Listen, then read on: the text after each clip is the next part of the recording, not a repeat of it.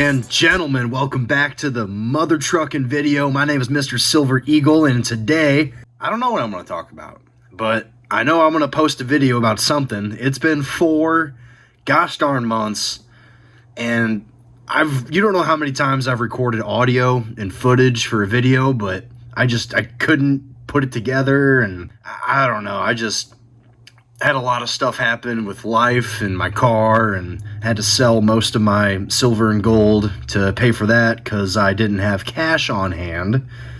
So I haven't really been motivated to make a new video, but here we are.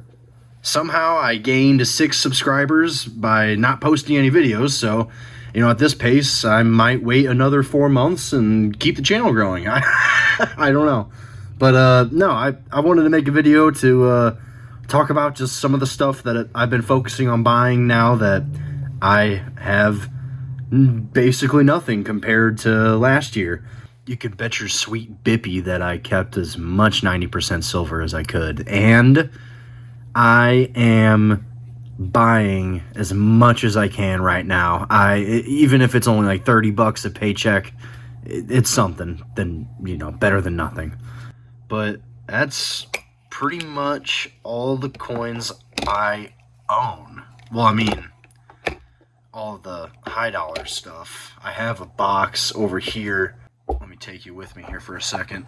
I have a box over here with, stuff I found in change, like these 35% war nickels,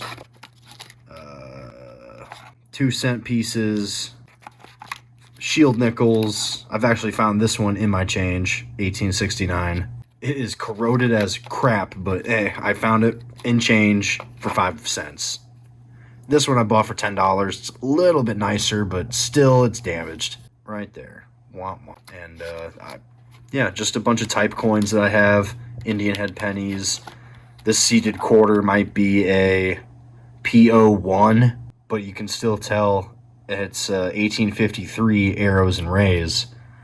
So, I don't know. I might submit that one to the grading companies, I mean. If I get a PO1, people would pay a little bit more than that for that one than a good 4. I don't know why, but people are weird. And all this stuff is just, proof set. And then some foreign stuff. This stuff's honestly pretty freaking cool. Old France $50, I think. I don't know. It's 1911 Paris mint. Cool design. But yeah, other than that stuff, I just have the things you see in front of you. I mean, I have a bag of wheat pennies and some proof sets, but yeah, I wasn't lying when I said I had to sell everything for cash to pay off some life stuff and then my car. Yeah,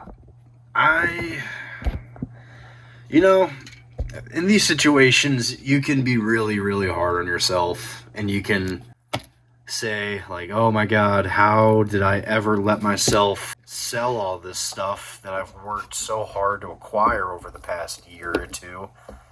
And it comes down to, well, you wouldn't have to if you kept cash on hand. And that's a lesson that I learned very recently, and something that I recommend to everyone if you're wanting to get into this stuff, the numismatic side of it, silver, gold, copper, whatever you want. Don't stack based on someone else and what they do, because if you do that, you won't have any cash on hand when you need it most. Now, you may be wondering, like, okay, so what's going on with your coin collection going on in the future, moving forward? And I'll answer it this way. I'm doing it at my own pace.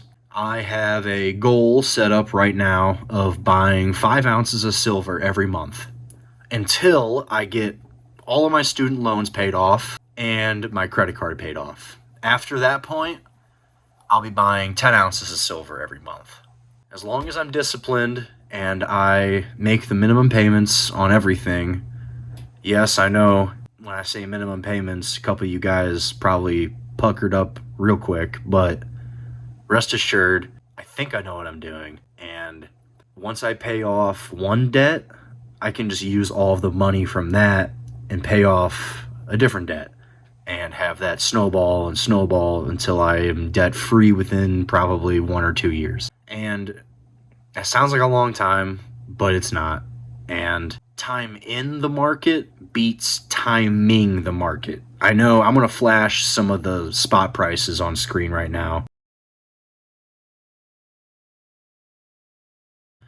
Silver is, I think, darn near $38 an ounce right now, which is a 14-year all-time high. And then gold is closing in probably somewhere between $3,300 and $3,400 an ounce. So I wouldn't go all in at this time if I were you.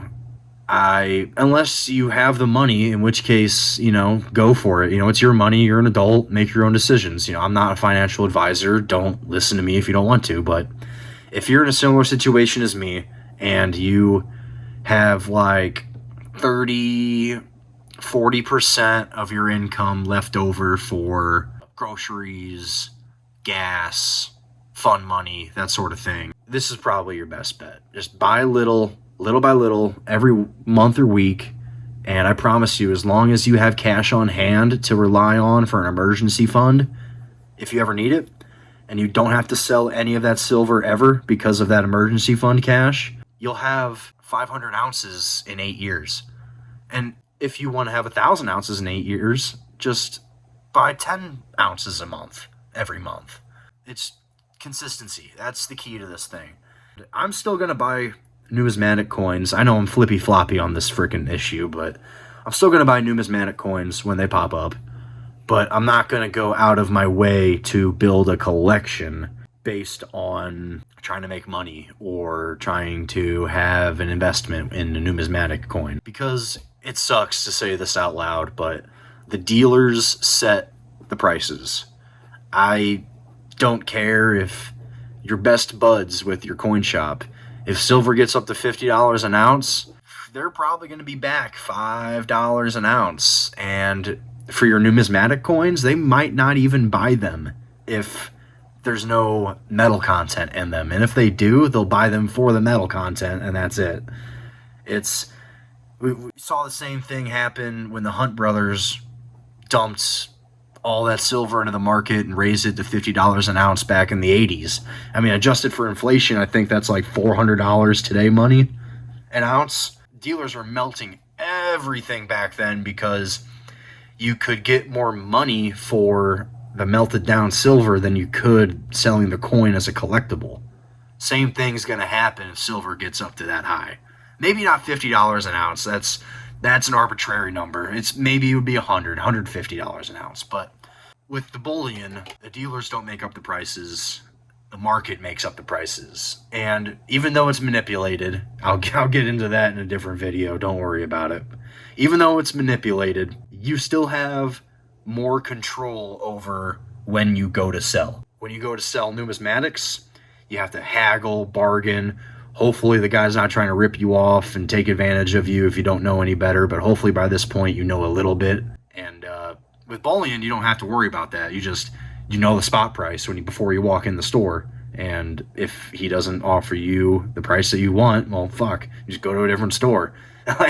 You shouldn't have an issue selling your bullion to get money in times of crisis, because it'll always be worth something. Numismatics, the dealers may not want to buy it because, well, they don't see the value in it, the same value as you do as a collector. But hopefully this video has been helpful to someone. It's been really fun talking to you guys about just random crap that pops into my head. I hope I get some good comments out of this video, and hit the like button, subscribe, all that good stuff. I probably should have said that in the beginning of the video, but who cares? I'm only at 76 subscribers. It's not like it matters. Anyway, alright, I've been rambling on long enough, guys. Thank you for sticking around.